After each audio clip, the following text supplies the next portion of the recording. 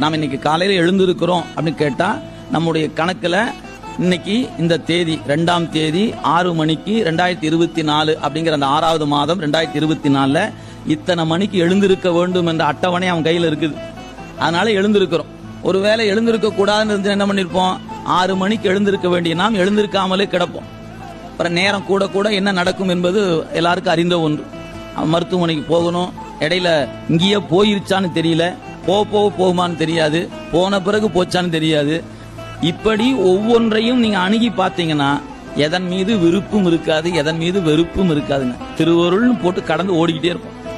இதெல்லாம் தெரியாததுனாலதான் ஒன்றின் மீது ஒவ்வொன்று மீது பற்றை வைத்து அழுந்தி அழுந்தி அழுந்தி அழுந்தி துன்பப்பட்டுக்கிட்டே கிடக்கும். எங்கெல்லாம் பற்று அழுந்துகிறதோ அங்கெல்லாம் துன்பம் இருக்கிறது. அது மறந்துடவே கூடாது. இறைவன் ஒருவன் மீது பற்று வைத்தா மட்டும்தான் இன்பம். மற்ற எதன் மீது பற்று வைத்தாலும் அதன்